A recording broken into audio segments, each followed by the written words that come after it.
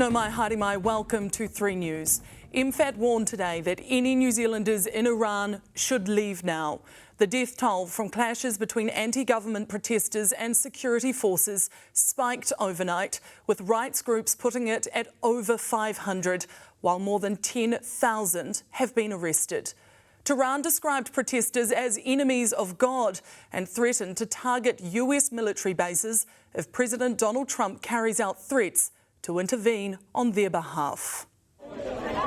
What little video is making it out of Iran is a glimpse into a world of pain. Cries of distress haunt this latest footage as grief-stricken Iranians search for their loved ones amongst the body bags.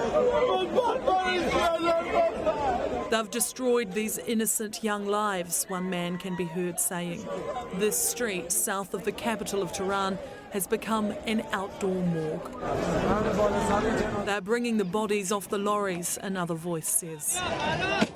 The government is doing what it can to stop these images from getting out, cutting off the internet. But satellite technology is being used to show the world that after a fortnight of protests, the regime's control looks to be crumbling.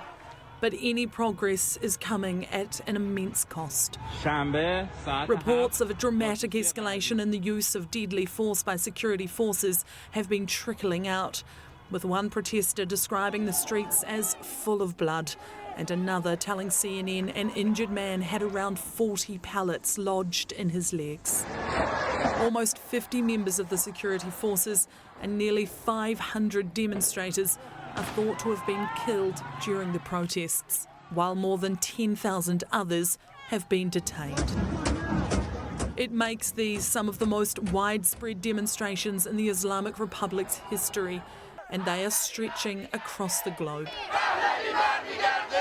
Protests have erupted in support on the streets of Paris, Berlin and London. Foreign Affairs Minister Winston Peters wrote on social media today, NZ is gravely concerned by reported killing of protesters in Iran. Peaceful protest is a fundamental human right. NZ calls on Iranian security forces to refrain from violence. MFAT safe travel advises that Iran is a do-not-travel country for New Zealanders.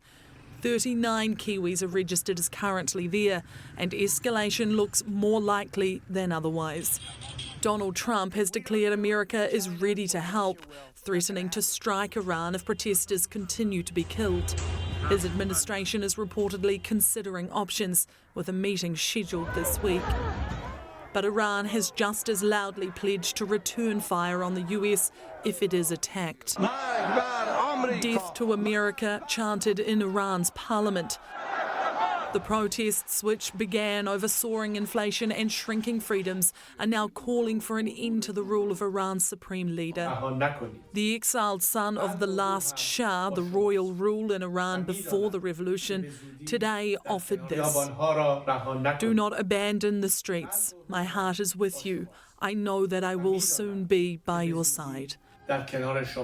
The Attorney General has declared that any protesters would be considered an enemy of God, an offence that carries the death penalty. For hundreds, that penalty looks to have already been enforced without trial.